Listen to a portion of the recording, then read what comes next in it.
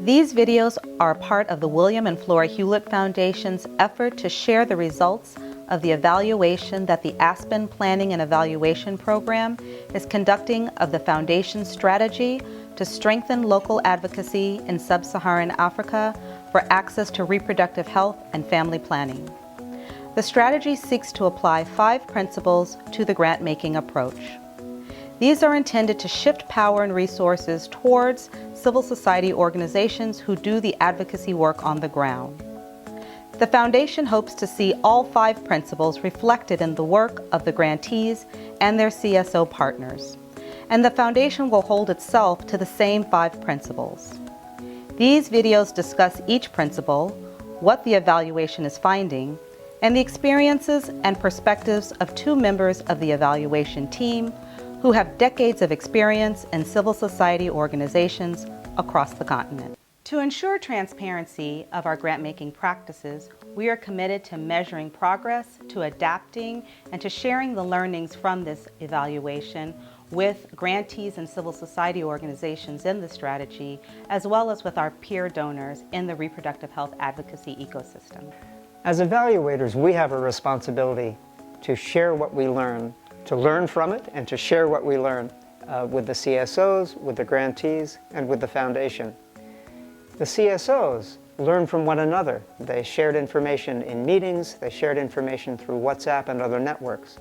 The grantees told us that they learned from some of the critiques that they received from the CSOs about ways to change their ways of operating to make the life of those CSOs a bit better. The Foundation is committed, and we are committed as evaluators, to continue sharing what we learn with the CSOs, with the Foundation, with the grantees, and with the funding networks that the Hewlett Foundation is a part of. CSOs have expressed a need for them also to be given the authority or the power to decide how they're going to monitor and report on the activities that they implement. Often the CSOs will tell you, you know what, we are spending too much time monitoring tiny details on different log frames, different reporting requirements of different donors. This is taking away from them the time to be able to implement actions in order to claim the human rights of the people they work for. So CSOs have requested, if it's possible for them to be able to be allowed to be part of the process that decides how they're going to be reporting. One example that we particularly liked was whereby the grantee, after discussions with the CSO, has now decided that they'll be making periodic calls and the CSO will be reporting verbally. So the grantee picks the phone and talks to the CSO, receives the report verbally, and the grantee now can be able to write the report.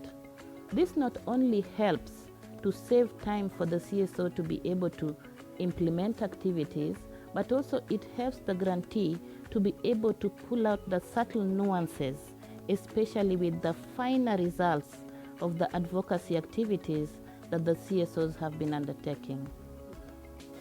Yes, I think more and more, I want to say progressive, funders, you call them grantees, I call them funders somehow, because they are basically intermediary. They are the ones supporting the CSOs.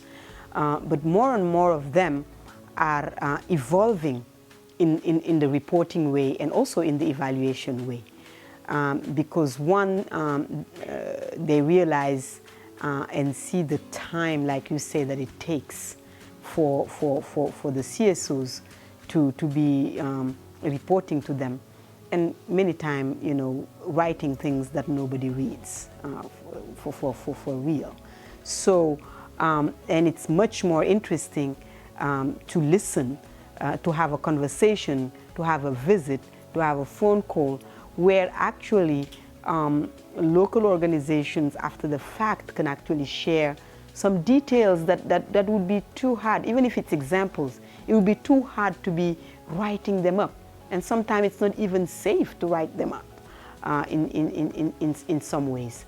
So that is, definitely evolving in that field, but not all, intermediaries, grantees, funders are ready yet to see different ways of one, reporting, two, evaluating.